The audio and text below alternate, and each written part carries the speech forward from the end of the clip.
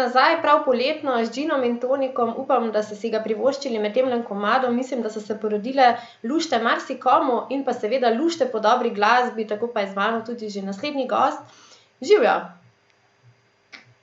Živjo, čau Maja, kako si? Jaz sem odlična, še bolj pa bom, ko boste tale Gin in Tonik prepevali nekje na odrih in pa seveda mogoče poleti na kakšni plaži z Ginom v roki, kako pa drugače? Joj, tudi mi si neskončno tega želimo in ti povem, da nekateri organizatorji so nas že rezervirali, da bomo poleti prepevali tudi na plaži, tako da verjamemo, da se bo to zgodilo. Drugače smo v redu, veliko ustvarjamo, smo zelo dejavni, kljub temu, da ni nastopov. Z Vita Felta namreč letos praznujemo 15 let in smo rekli, da za tako obletnico pa se res ne bomo pustili koroni, da kar pometa z nami.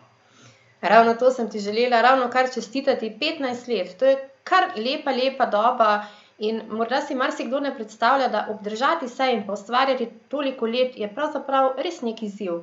Kako pa ti gledaš na te stvari oziroma cela vaša skupina? In pa seveda čestitke, oprosti, čestitke seveda. Hvala lepa. Hvala. Ja, jaz sem predvsem ponosen na to, da 15 let je res eno lepo obdobje, še posebej, ker smo še vedno precej mladi in je težko verjeti, da nastopamo že 15 let. Super je, da se v teh 15 letih, razen tega, da smo veliko pridobili na naši razpoznavnosti, v naših odnosih v bistvu ni kaj dosti spremenilo in smo še vedno tisti pravi, pristni prijatelji in res delujemo kot prava ekipa, kot pravi bend. In ko gremo na nastop, je to pač še vedno so enaki občutki kot takrat, ko smo začeli. Seveda spremenilo se je pa marsikaj glede naše glasbe, glede naše razpoznavnosti, tako da glede tega smo res veseli za vse, kar nam je uspelo. Rekel si spremenilo, jaz bi pa rekla, nekako je šlo vse v višave, kajti vaši videospoti presegajo milijonske oglede in mislim, da je to res zelo velik uspeh, sploh za Slovenijo, ki je tako majhna in pa za besedila, ki so v slovenskem jeziku in ste res fokusirani na naš trg, tako da ti moram tudi za to iskreno čestitati, ampak kako bo pa drugače, če so pa vsi komadi res hiti? Hvala lepa. Ja, mi smo se odločili že od začetka, da se bomo držali tega, da smo Slovenci, da moramo podpirati in promovirati slovensko glasbo, slovensko besedo in nekako si ne bi nikoli dovolili in ne bi nikoli niti sami bili zares veseli, če bi izdali komad v kakšnem drugem jeziku. Tako da mislim, je res en velik uspeh, ko vidiš, da se da tudi v slovenščini napisati hit, katerega bojo peli mladi in stari in smo ponosni na to, da za nami stoji veliko mladine, veliko teh študentov, mladostnikov, tudi celo otroci in to je potem seveda največje zadovoljstvo. Veliko zadovoljstvo pa je poslušati tudi vašo glasbo in ta se je tudi v 15 letih spremenila, kar je normalno, saj se ljudje razvijamo in pa poskušamo in pa se raziskujemo. Če pa sedaj malo pomislimo, 2006 je bilo leto, ko ste začeli, kjer je bil tisti prvi vaš skupni koncert? Joj, ti prvi koncerti so bili taki zelo spontani in v bistvu prav na začetku današnji člani skupine nismo bili prav zraven, ampak je bila zasedba malo drugačna, šele potem v naslednjih letih smo se priključili tudi ti sedajšnji člani. Prvi koncerti so bili zelo zanimivi, zato ker smo bili še precej glasbeno neusklajeni in tudi še malo zeleni, če se malo žargonsko izrazim. Je bilo pa seveda zelo fajn in se zelo radi spominjamo tistih časov, ker smo bili mogoče tudi malo manj obremenjeni s vsemi stvarmi in smo šli na nastop res samo iz tistega pravega pristnega veselja do glasbe. Kdaj pa je prišla v bistvu ta zasedba v takšni luči, kot jo poznamo mi danes? Ja, nekje že leta 2011 se je oblikovala ta 4-članska zasedba. V njej smo bili jaz, potem kitarist Teo in basist Žan ter še dodaten pevec Peter, ki pa nas je potem zapustil leta 2015, ker se je odločil, da pač bo zaključil svojo glasbeno kariero in se bo posvetil bolj svojemu privatnemu življenju. In takrat smo dobili našega bobnarja Matica. In to je od leta 2015 je to stalna zasedba in od takrat moram reči, da so šle zadeve res samo še navzgor. Tudi dolga doba, kajti vi sodelujete in pa igrate tako na odrih, kot tudi na vajah, se kdaj tudi sporečete ali ste res takšni pristni prijatelji, kot smo vas vi navajeni? Sporečemo sigurno se, ne, ker to je normalno, ker če se ne bi pomeni, da ne funkcioniramo, ampak moram reči, da do tega prihaja zelo redko. Večkrat se zgodi, da kakšno skupaj ušpičimo, da se nasmejemo, da kaj dobrega skupaj pojemo, spijemo. Moram reči, da kljub temu, da nimamo kakšnih vaj vsakotedenskih, da se dobimo skoraj vsak teden ali pa vsaj vsakih 14 dni in skupaj kakšno rečemo, se malo pozabavamo, kaj tudi zaigramo, tako da smo res ena taka dobra družba. Torej skupaj uživate in pa seveda se to vidi tudi na odrih in mi smo veseli, da je temu tako in želim vam ne le 15 let naprej, ampak koliko dolgo boste želeli in pa nas lahko navdihovali z vašo pozitivno glasbo. Res imate velike hite in mislim, da je to ogromen dosežek za takšno skupino in pa, zdaj pa, da se malo vrnemo v te nostalgičnih 10-15 let. Kjer je pa tisti komad, ki pa ga imaš ti najrajši ali pa ti najbolj pri srcu? Joj, to je najtežje vprašanje. Večkrat mi ga zastavijo. Težko je ocenjevati svoje komade, ker vsak, ki ga narediš, ti je pri srcu nekako in vsak je shranjen v nekem kotičku. Ampak seveda na koncu si najbolj zapomniš tistih največjih hitov, tistih, ki so te najbolj zaznamovali, ki so te pripeljali do vseh teh uspehov. Tako da mislim, da Gin in Tonic bo kar ta pravi. Gin in Tonic je, mislim, da v ušesih vsakega Slovenca, mislim, da ni osebe, ki ne bi poznala, ne besedila in pa zaplesala ali pa zapela z vami, ko se suče po radijskih postajah trenutno in pa tako kot sva prej rekla, upamo, da tudi v živo pod kakšno palmo, to ne bom, ampak mogoče na nekakem morju, jezeru, kakorkoli. Kaj pa koncerti? Kakšen zanimiv koncert, ki ti je ostal v spominu, mogoče nekakšna prigoda iz vseh teh zadnjih let, odkar skupaj ustvarjate? Ja, teh prigod je ogromno, ne. Mi smo pred leti veliko igrali na kakšnih bolj privatnih zabavah, porokah in takih zadevah. Tam se je zgodilo dosti takih nepredvidenih stvari, od tega, da smo prišli na nastop in popolnoma zgrešili lokacijo in to zvedeli šele po nekaj časa, do tega, da je naš kitarist Teo pozabil kitaro doma in potem je bila cela štala, kako bomo sploh igrali. Mislim, res je bilo polno enih takih stvari, da se jih težko zdaj vse spomnim.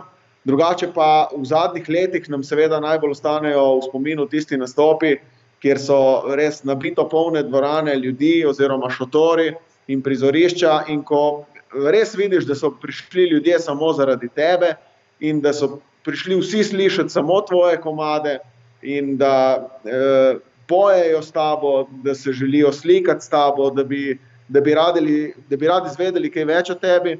No, evo, in če se spomnim, kakšen tak seveda zanimiv spomin in nepozaben je tudi nastopanje za naše maturante v Grčiji in v Španiji, tam smo bili kar nekajkrat in to so tudi res eni taki nepozabni spomini, ko smo bili praktično en teden skupaj s fanti, smo tudi mi sami zažurali in je bil tudi za nas en majhen maturantski izlet.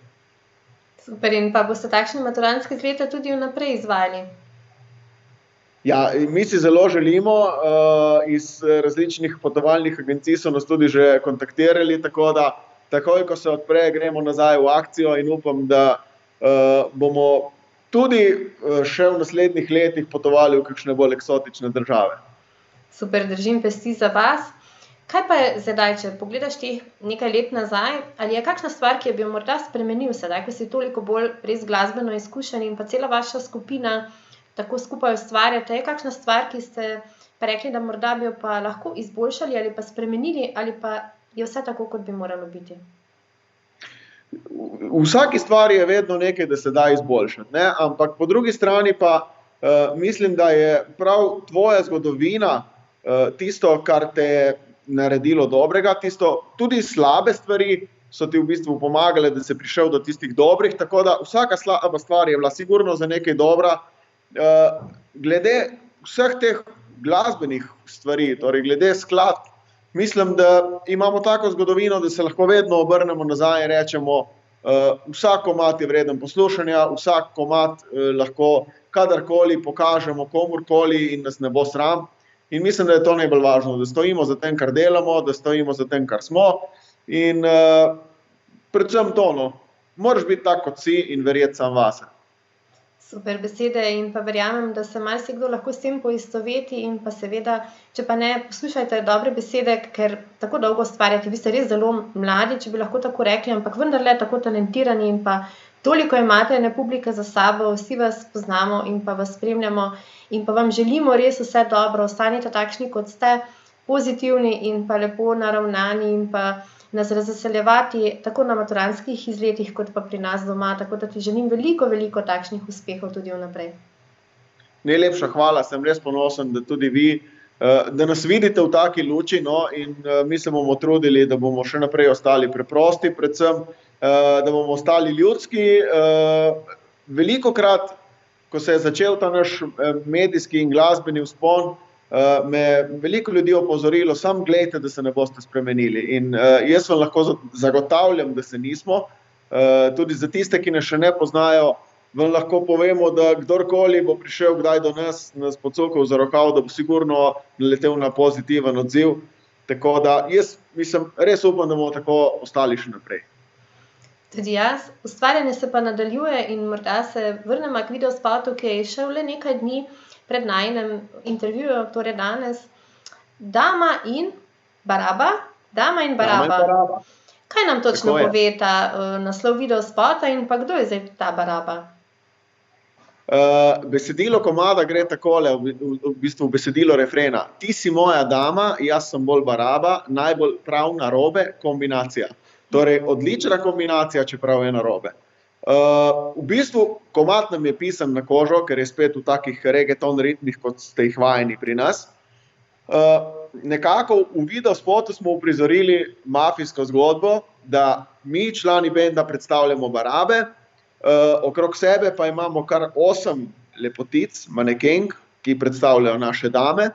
In nekako so one prevzele vlogo naših šoferk in tistih, ki skrbijo za nas, mi smo pa enostavno Barabe in se za njih nekaj dosti zmenimo, ampak se lepo pustimo razvajati. Tako da lepa dekleta ljubijo Barabe, je že stara, ne? Ampak mi vseeno v resnici nismo take Barabe, kot gledamo na videu.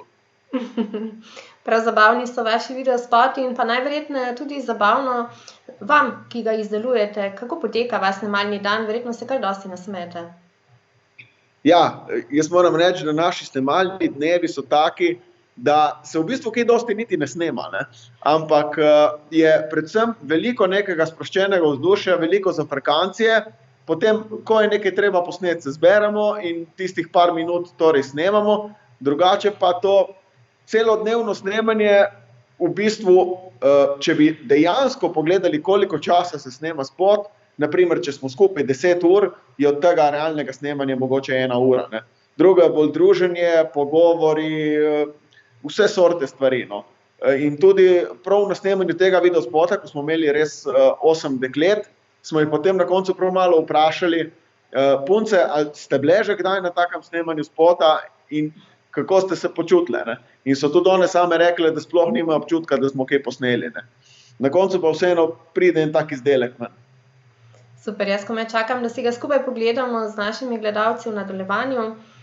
Lahko mi pa zaupaš, kdo pa je sodeloval še pri tem videospotu in kdo vam je pomagal, da je nastal tako odličen izdelek? Ja, zdaj tako, pri produkciji najprej, če gremo na glasbeno stran, je, da komad sva naredila, oziroma glasbo za komad sva napisala jaz in naš glasbeni producent, oziroma ne glasbeni producent, bom rekel bolj video producent, ki nam pomaga tudi pri glasbi. To je znani srbski izvajalec Džomla KS, ki nam je naredil tudi nekaj prejšnjih hitov, naprimer Gin and Tonic, Edina. Tako da glasbo smo nekako mi dva ustvarila. Besedila za nas že zadnje 3 leta piše vsa priznani tekstopisec Rok Lunaček, s katerim tudi odlično sodelujemo in smo pravi prijatelji. Za glasbeno produkcijo in aranžma pa je poskrbel Blaž Hribar, s katerim tudi sodelujemo že več kot 3 leta. In to je nekako ta uigrana ekipa, katere ne menjujemo in s katero res, mislim, si popolnoma zaupamo in točno vemo, kaj delamo. No, in Joomla KS je poskrbel tudi za produkcijo videospota. Ugotovili smo, da nam je posnel že 10. videospot, kar je tudi en poseben dosežek. Tako da, evo, to je v bistvu to. Ideja za videospot je bila njegova. Smo pa imeli, moram povedati, pri tem projektu velike težave, namreč so koronski časi, zaprte meje, težko je prehajanje mej. Oni so iz Srbije, so mogli priti z Beograda gor, opraviti PCR teste, morali imeti določena naša potrdila. Tako da je bilo veliko nekih logističnih zapletov, ampak na koncu se je vse dobro išlo. Super, jaz se že veselim tega videospota. Preden pa se vrnemo k njemu, mi pa zaupaj, kaj pa lahko pričakujemo od vas tudi vnaprej? Od nas lahko pričakujete sigurno izdajo novega albuma, verjetno letos jeseni, kot sem vam že povedal. Drugače pa sigurno kakšen nov single še letos in tudi videospot. Predvsem pa, ko se vse skupaj odpre in ko se bodo začeli nastopi, nas boste zagotovo lahko videli na odrih po celih Sloveniji. Pričakujte veliko pozitive, pričakujte veliko dobre glasbe, pravega žura in vse, kar spada zraven. Hvala ti lepa in pa tudi jaz upam in pa seveda držim pesti, da bo temu kaj kmalu tako in pa tako, kot sem prej omenila, veliko uspešnih projektov še naprej, ampak mislim, da to imate pa zdaj že v malem prstu in pa s takim tempom, kot nadaljujete, vas lahko pričakujemo še dostikrat in pa tudi seveda v oddaji. Tako da ti želim tebi in pa celi ekipi vse dobro, mi pa mislim, da že nestrpno čakamo tale videospot, ki si ga bomo tudi pogledali. Tako da hvala ti za tale pogovor. Najlepša hvala tudi tebi in lep pozdrav vsem gledalcem in gledalkam. Lepo se imejte in spremljajte nas še naprej. No. Tako je, najdete jih tudi na Facebook profilu in pa Instagramu, kjer vam bodo sigurno kaj lepega izdali, seveda tudi ob novih projektih. Mi pa hitro pokukajmo, kje so bile te dame in pa barabe, ki nastopajo v spotu in pa se vidimo kaj kmalu spet.